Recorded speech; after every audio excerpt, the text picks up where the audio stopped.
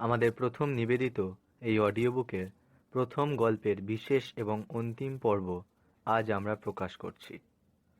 প্রথম পর্বটি শুনতে হলে আমাদের আগের ভিডিওটি দেখুন। এই পর্বের বিভিন্ন চরিত্রে অঙ্কনা, ঈশিতা, স্বাগত, ঋদ্ধিমা ও সৌম্যদীপ্ত।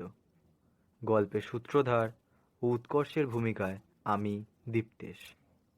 বিশেষ কারণবশত গল্পের শেষ অংশ কিছুটা পরিবর্তন করতে হয়েছে। শুরু হচ্ছে অব্যক্ত গল্পের বিশেষ এবং অন্তিম পর্ব। ঘরে ঢুকেই ফ্যানটা চালিয়ে দিল মিলি। খুবই গরম পড়েছে, আর সারা শরীর যেন ভয়ে আর গরমের মিলিত কারণে মিলিকে স্নান করিয়ে দিয়েছে ঘামে। মিলির ঠোঁটটা শুকিয়ে গেছে, গলাটাও কাঠ হয়ে আছে। কিন্তু মা কই? মাকে তো দেখতে পাচ্ছি না। কোথায় গেল মা? মা, ও মা, কোথায় তুমি? মা ছাদের ঘরে, অর্থাৎ ওদের ঠাকুর ঘরে সন্ধ্যা দিচ্ছিলেন। ওর গলা শুনে একটু গলা তুলে বললেন, এই যে ঠাকুর ঘরে, দাঁড়া, যাচ্ছি আমি। ক্ষণিক নিস্তব্ধতার পর আবার মায়ের গলা শোনা গেল। মিলি, তুই বাড়িতে ঢুকলি কি করে মা? দরজা যে বন্ধ করে এসেছিলাম আমি। মিলি গলা তুলে বলল, কই, গেট তো খোলা রেখেছো, আমি ঢুকলাম। সেসব মিলিয়ে মায়ের কানে আর পৌঁছয়নি। ওদিক থেকে মিলি কোনো উত্তর না পেয়ে বাথরুমে ঢুকে যায় ফ্রেশ হবার জন্য। এত গরম যে ওয়েস্ট বেঙ্গলে কেন পড়ে জানি না, শুধু প্যাচপ্যাচে ঘাম আর গরম। ধুর, অসহ্য লাগে। লুফাটা জলে ভিজিয়ে শাওয়ার জেল ঢালতে ঢালতে এইসব ভাবছিল মিলি। মা এর মধ্যেই ওর ঘরে এসে বলে গেল নিচে গিয়ে খেতে। মা খাবার বাড়তে চলে গেলেন। মিলি বাথরুম থেকে বেরিয়ে তোয়ালে দিয়ে শরীরটা ভালো করে মুছে জামা পরে নিচে গেল। মা ইতিমধ্যেই দ্বিতীয়বার ডেকেছেন। এরপর আরো দেরি মানে কপালে শনি। নিচে খেতে যাওয়ার সময় মায়ের জন্য আনা ম্যাচিং যে নতুন ব্লাউজ কিনে এনেছে সেটাও নিয়ে যায়। মা তো দেখে খুব খুশি। আজ মা ওর জন্য সুজির হালুয়া বানিয়েছে দেখে মিলি ওর মাকে জড়িয়ে ধরে আদর করে দিল। আজ কিছু প্রজেক্টের কাজও আছে, তাই অগত্যা তাড়াতাড়ি খাওয়া শেষ করে ও উপরে উঠে গেল। কিন্তু কয়েকটা সিঁড়ি উঠে আবারও দাঁড়িয়ে মাকে বলে গেল, বাপি এলে আমাকে একেবারে খেতে ডাকবে। বলেই উঠে গেল মিলি। প্রজেক্টের কাজটা অনেকটা শেষ হয়েও এসেছে। একটা স্বস্তির নিঃশ্বাস পড়ল ওর। কিন্তু আজ যেন শুধু আজ নয়, বিগত কয়েকদিনের এই অস্বস্তি যে কেন হচ্ছে সেটাও কিছুতেই বুঝে উঠতে পারছিল না। আকাশ পাতাল ভাবনাতে ছেদ পড়ল। একটা ঠান্ডা স্রোত ওর যেন খুব কাছে এর ওকে দেখে চলেছে। আবার গলাটা যেন শুকিয়ে যাচ্ছে মিলির। কি হচ্ছে তবে এসব ওর সাথে? না, কিছুর মর্ম তখনও যে অদৃষ্ট ঠিক করে রাখেন তা উদ্ধার বোধ হয় সাধারণের পক্ষে এতটাও সহজ নয়। হঠাৎ মায়ের ডাকে চমকে উঠল মিলি। মা এসেই বললেন, কি রে, কতবার ডাকবো বলতো তোকে? কাজ করতে করতে খেতে ভুলে যাবি এবার দেখছি। আহা, তুমি নিচে থেকেই তো ডাকতে পারতে, কষ্ট করে কেবল ওপরে আসলে মা। কেন বলো তো? মিলির কথা শেষ হবার আগেই মা ওকে থামিয়ে বললেন, হ্যাঁ সেই তো, আমি কি তোকে ডাকিনি? কতবার কথা কানে গেলে হয়, চল এবার। বলেই মা চলে গেলেন। মিলি ভাবছিল, ও শুনতে তো পায়, তবে আজ কি কোনো ঘোর কাজ করছে যে শুনতেই পাইনি?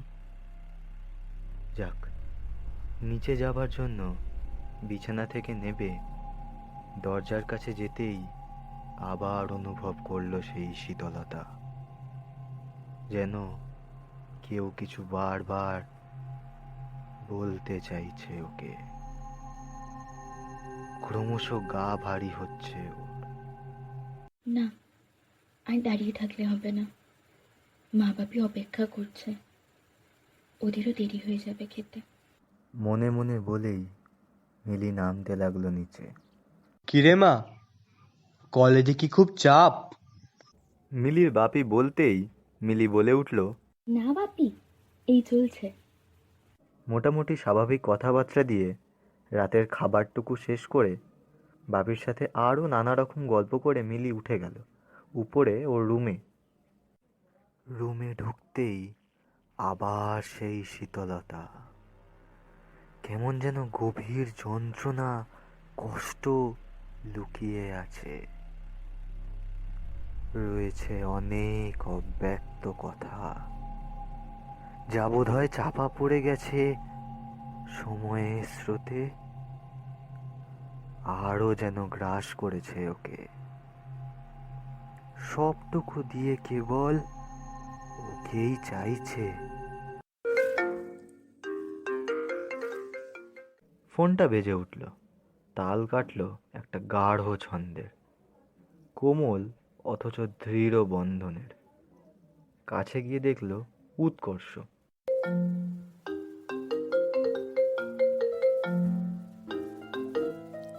হ্যাঁ বলো। কি করছো মিলি? শরীর ঠিক আছে? হ্যাঁ, ঠিকই তো আছে। তুমি কি করছো? খেয়েছো? কথায় কথায় ঠোঁটের দাগের কথা বলতে ভুলে গেছে উৎকর্ষকে। আবারও মনে করেও বলতে ভুলে গেল মিলি। আসলে ওদের মধ্যে এমন কোনো কথা নেই যে বলে, একটা ক্ষুদ্র থেকে ক্ষুদ্রতম কথাও বাদ যায় না ওদের। হঠাৎ করেই প্রবল ঝোড়ো বাতাসের সঙ্গে আকাশ ভেদ করে বৃষ্টি নামল, সঙ্গে মেঘের গুরুগর্জন। কিন্তু মিলি যে ঘোরে আবদ্ধ, তাই যেন ওকে বাধা দিচ্ছে কেবল। কার যেন তীব্র ইচ্ছা আষ্ঠে পৃষ্ঠে ওকে ঘিরে ধরে আছে অদৃশ্য সেই বলয় আকারে। সে আছে, সব সময় থাকছে মিলির কাছে, কিন্তু তার অস্তিত্ব পাওয়া যে খুবই কঠিন। ভাবনারাও তার খোঁজ রাখে না, সময়ও তাকে বশ করতে পারে না। সে যে মুক্ত, কিন্তু হয়তো এই ইহজগতের কোনো কিছুর সাথে ভীষণভাবে যুক্ত। হ্যাঁ, হতেও পারে সে যুক্ত, সে শুধুই মিলির সাথে যুক্ত। কথা বলতে বলতে কখন মিলি ঘুমিয়ে পড়েছে বুঝতেই পারেনি। ঘড়ির কাঁটা জানান দিচ্ছে রাত 2:24। মিলির রুমটা অস্বাভাবিক রকম ঠান্ডা আজ। শুধু আজ নয়, ঘটনাটা রোজ রাতেই প্রায় ঘটছে 1 সপ্তাহ ধরে, অথচ সবটাই মিলির অগোচরে হচ্ছে। ওর জানবার পরিধির বাইরে সব। হয়তো সব কিছুর আভাস পাচ্ছে মিলি, কিন্তু তা সমূলে উদ্ধার করে উঠতে পারেনি। ও হয়তো জানেও না এক অন্ধকার জগৎ ওর চারিদিকে। হয়তো সে ক্ষতি চায় না, চায় না মিলির চারিদিকে সামান্য বিপদ হোক। তাই যখন থেকে ও মিলিকে পেয়েছে, কাজ ছাড়া করেনি এক মুহূর্ত। হ্যাঁ, সে হয়তো অন্ধকার দুনিয়ার বাসিন্দা, কিন্তু ভালোবাসা সেসব যে মানে না, না কোনোদিন মানবে। অঘরে ঘুমোচ্ছে মিলি।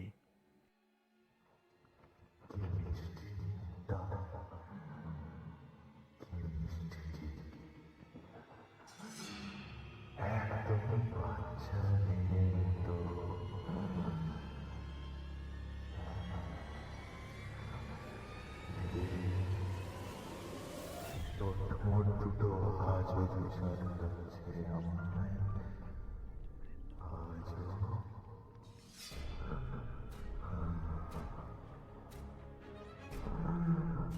তুই না চাইলেও তোর কাছে যেতে ইচ্ছা করছে, বড় ইচ্ছা করছে।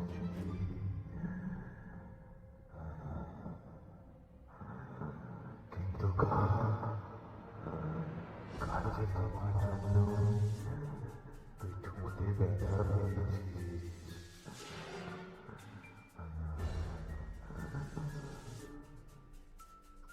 ক্লান্ত হয়েছিস।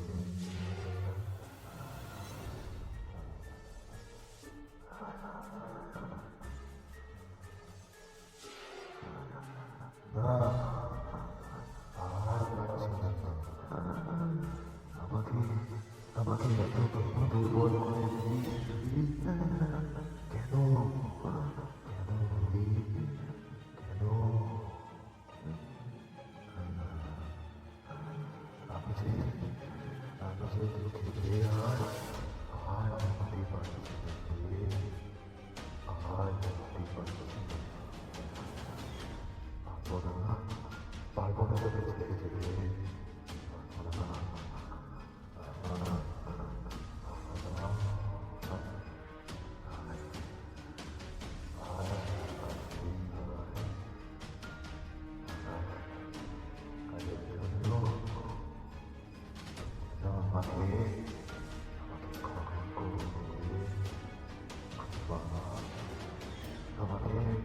আমাকে ক্ষমা করে দে।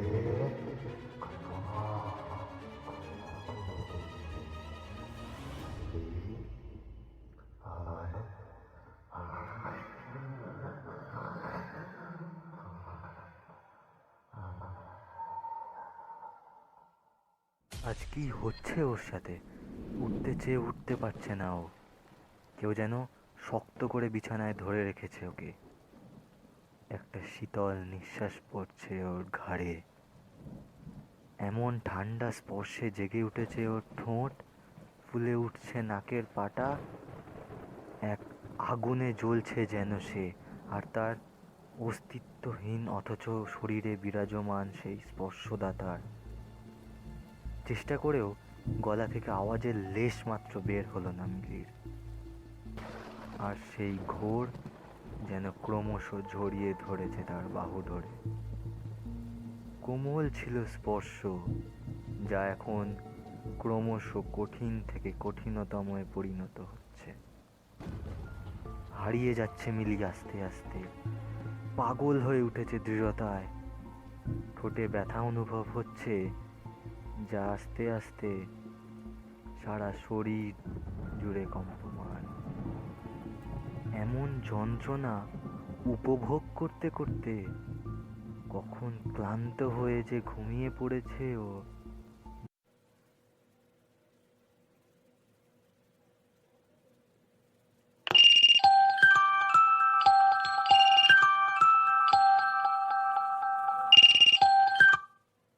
উফ, এত জোরে যে কেন অ্যালার্মটা বাজে বুঝি না। ধুর। বিরক্তির সাথে ঘুমটা ভাঙল মিলির। ইস, আর একটু যদি ঘুমাতে পারতাম। আমার কপালে আর সেসব নেই। আজকেও শরীরটা কেমন দুর্বল দুর্বল লাগছে। কি যে হচ্ছে এই কদিন জানি না। না, আর শুয়ে থাকলে হবে না, তাড়াতাড়ি উঠে রেডি হতে হবে। আজ তো ক্লাস আবার 11টায় স্টার্ট, দেরি হলে মহা ঝঞ্ঝাট হবে। এসব 7-5 ভাবতে ভাবতেই ও বিছানা ছেড়ে নামতে গিয়ে অবাক হয়ে যায়। একটা ঠান্ডা স্রোত নেমে যায় ওর শিরদাঁড়া বেয়ে। কাল রাতের কথাগুলো মনে পড়তেই আরো যেন শিউরে উঠল ও। তবে কি ও যা অনুভব করেছে সব সত্যি হয়েছে ওর সাথে? অথচ তাই বা কি করে হয়? কেউ তো ছিলও না ওর সাথে। তবে এগুলো কি সব ওর মনের ভুল, নাকি আরো অন্য কিছু যা ওর চিন্তা শক্তির বাইরে? আবার নজর গেল ওর ঘাড়ের দিকে, এখনো রক্তিম হয়ে গেছে কারোর আন্তরিক গভীর স্পর্শে। আর ভাবতে পারছে না মিলি। দৌড়ে বাথরুমে গিয়ে চোখে মুখে জল দিয়েও যেন অস্থিরতার অবসান ঘটে না। হঠাৎ করেই ওর টেবিল থেকে কৃষ্ণমূর্তিটা পড়ে যায়। সত্যি বলতে এটাই নীলুদার শেষ স্মৃতি মিলির কাছে। তাই এটা ওর খুব কাছের, খুব আপন। মূর্তিটা কোলের মধ্যে রেখে বসে পড়ে মিলি, হারিয়ে যায় কিছু পুরনো ভাবনায়। এই মিলি, এদিকে আয়। দেখ ফুলটা কি সুন্দর, পুরো তোর মতন মিষ্টি। তোমার চোখে যে কি করে এত সুন্দর সুন্দর জিনিস ধরা পড়ে আমি তো বুঝতেই পারি না নীলুদা। আর শোনো, ওই ফুলটার মতো অত সুন্দরও আমি নই।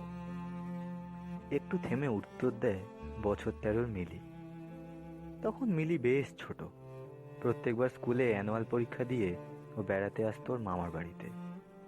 অনেকটা মফস্বল অঞ্চল বলা যায় ওর মামার বাড়ি। এখানে এসে দাপিয়ে বেড়াতো মিলি। আর ওর সঙ্গী হতো ওর প্রাণের নীলুদা। ওর থেকে বছর 5-এর বড় পাড়াতুতো এক মামার ছোট ছেলে। নীলুদার একটা দাদাও আছে, যে ওর থেকে 3-4 বছরের বড় হবে। সেদিনকেও নীলুদাদের বাগানে দাঁড়িয়েছিল মিলি আর নীলু। মিলি কেবল বকে যাচ্ছিল, আর নীলু চুপচাপ শুনছিল অভ্যাস মতো। আসলে ওর যেই ছোট্ট পরীর কথা শুনতে খুব ভালো লাগে। মিলি যে ওর স্বপ্নের পরী, ওর প্রাণের পরী। সদ্য কৈশোর আর যৌবনে পদার্পণ করাতে প্রথম ভালোবাসার কুড়ি ফুটতে শুরু হয়েছিল ওর মনের অজান্তেই। ভালোবাসার অব্যক্ত হৃদয়ে বাসা বেঁধেছিল। আচ্ছা আচ্ছা, ঠিক আছে, এখন তুই ফুলটা নিয়ে বাড়ি যা। আজ বিকেলে তোকে ঘুরতে নিয়ে যাব। বলেই নীলু ফুলটা তুলতে গেলেই মিলি বলে ওঠে, না নীলুদা, ফুলটাকে তুমি তুলো না, ওটাকে গাছেই মানাচ্ছে। শুধু শুধু তুলে নষ্ট করে লাভ। হালকা হেসে নীলু বলল, জানিস মিলি, তুই না অন্যদের থেকে খুব আলাদা। সবে ক্লাস 8-এ পড়িস, তবুও কত কিছু বুঝিস বলতো। আর হ্যাঁ, তুমি ক্লাস 12-এ পড়েও পড়ার টাইমটা বুঝতে পারো না। রাগ দেখায় মিলি। মিলি কখনোই চায় না ওর জন্য নীলুদার একটুও পড়াশোনাতে ক্ষতি হোক। কিন্তু নীলুদাটা বোঝেই না। ও এলে সারাক্ষণ ওর সাথে থাকবে, বুঝিয়েও কাজ হবে না। অগত্যা যা করার ওকেই করতে হবে। তাই মিলি বলল, এখন যদি বাড়ি না যাও, তবে আজ বিকেলে ঘুরতে যাওয়ার প্ল্যানটার দফা রফা করে দেবে ফুল মামি। আমি আসছি গো। এই বলেই মিলি ছুট লাগায় ওর মামার বাড়ির গলির দিকে। নীলু তখনও দাঁড়িয়ে। নীলু ওরফে নীলাদ্রি সেন, বয়স তখন সবে 18, ক্লাস 12, বিজ্ঞান বিভাগ। সামনেই এইচএস পরীক্ষা, তাই মিলি ওভাবে বলে গেল। নীলু জানতো মিলি ওর পরীক্ষা নিয়ে টেনশন করছে, তাই অমন করে পালালো। না হলে যে কত কথা বলতো তার ঠিক নেই। তুই এত কিছু বুঝিস মিলি, এত ভাবিস আমাকে নিয়ে, কিন্তু আমার মনের ভাষাটা কেন বুঝিস না তুই? সারা বছর যে তোর অপেক্ষা করি, খুব ভালোবাসি তোকে মিলি, খুব। আমি জানি তুই অনেকটা ছোট এইসব বোঝার জন্য, তবুও যদি বুঝতিস। সেদিন বিকেলে বেড়াতে গেছিল ওরা। এরকম হাজারো খুনসুটি চলতো ওদের মধ্যে। তারপরের বছরে শুধুমাত্র নীলাদ্রির সাথে দেখা হয়েছিল মিলির। তখনই একটা কৃষ্ণ মূর্তি দিয়েছিল ওকে ওর নীলুদা। ওটাই যে ওর শেষ চিহ্ন হয়ে যাবে ওরা কেউ ভাবেনি। সবকিছু চিরতরে নষ্ট হয়ে যাবে, আর তারপর সবই স্মৃতি হয়ে স্মৃতিপটে ভিড় করে মিলির মধ্যে।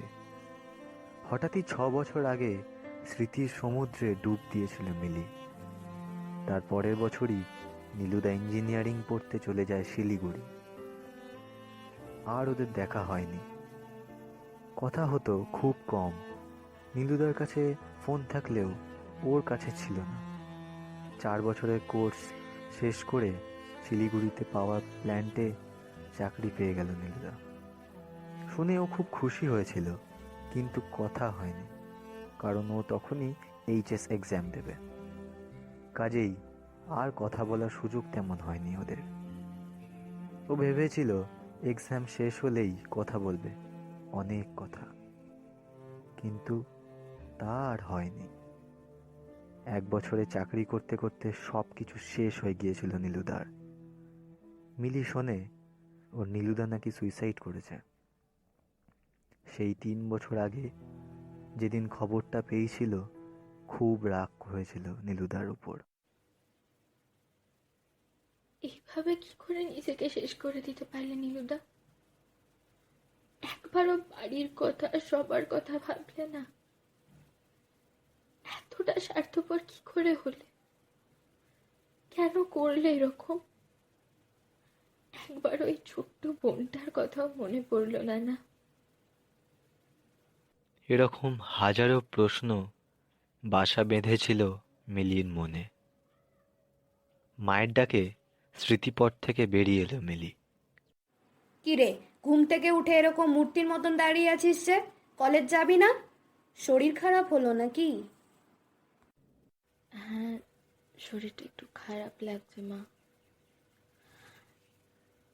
আজ আর কলেজ যাব না। তারপর আর কিছু না বলেই মিলি চুপচাপ খাটে এসে বসে সেই কৃষ্ণ মূর্তি নিয়ে। আজ কেমন যেন জ্বর জ্বর ভাব এসছে ওর।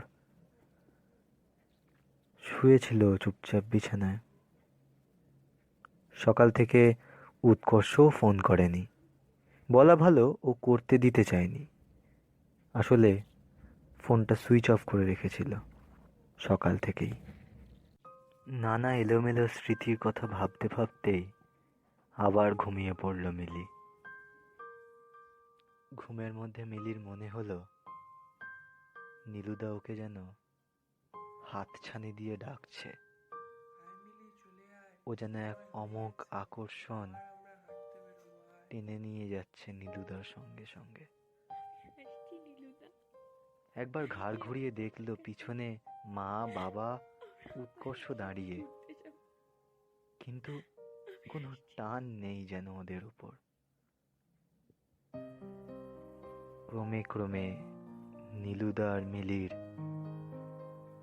অবয়ব দুটো ধীরে ধীরে আবছায়া হয়ে একটি বিন্দুতে মিলিয়ে গেল। এই ওঠ, ওঠ বলছি। এই মিলি, ওঠ না। সেই কখন থেকে ডেকে যাচ্ছি, শুনতেই পাচ্ছিস না? এই কুম্ভকর্ণটা, ওঠ না ধরফর করে। বিছানায় উঠে বসে মিলি, সামনে তন্দ্রাকে বসে থাকতে দেখে। ও জানতো তন্দ্রা ঠিকই আসবে, কারণ আজ অবধি ওর কিছু হয়েছে আর তন্দ্রা ওদের বাড়িতে আসেনি এমনটা কোনো দিনও হয়নি। মিলি ভাবছিল, নীলুদার পর তো এই একটাই মানুষ আছে যে ওর কথা মুখ বুজে শুনে যেত, পাশে থাকতো এবং বুঝতো। তাই তন্দ্রার আশাটা ও আগে থেকেই অনুমান করতে পেরেছিল। তন্দ্রা এবার বলে উঠল, কি রে, এমন করে দেখছিস কেন? উঠে ফ্রেশ হয়ে নে, আমরা ঘুরতে যাব। তন্দ্রা জানতো ওকে বাড়িতে বসিয়ে ওর মুখ থেকে কোনো কথা বের করাতে পারবে না, তাই আগে থেকেই মিলির মায়ের কাছে পারমিশন করে রেখেছিল পার্কে ঘুরতে যাবার জন্য। মিলি চুপচাপ উঠে গেল। ও জানতো তন্দ্রাকে না করা যাবে না, তাই ওরা দুজন মিলে রাস্তা ধরে হাঁটতে লাগলো। পার্কে ঢুকে তন্দ্রা মিলিকে নিয়ে সবুজ ঘাসের ওপর গিয়ে বসলো। আজকে আর ঠোঁটের দাগটা লুকোতে চায়নি বাইরের দুনিয়া থেকে মিলি। ওর বাহ্যিক সৌন্দর্যের সাথে দাগটিও যেন আপোষ মানিয়ে নিয়েছিল। উন্মোচিত হতে যাচ্ছিল আরো কিছু ঘটনা।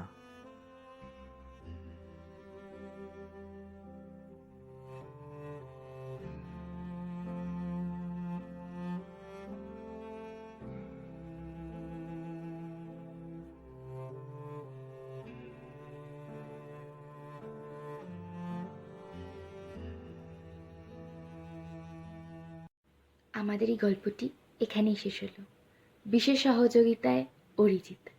আপনাদের যদি আমাদের এই গল্পটি ভালো লেগে থাকে, দয়া করে লাইক করবেন এবং আমাদের চ্যানেলটি সাবস্ক্রাইব করতে ভুলবেন না। ধন্যবাদ।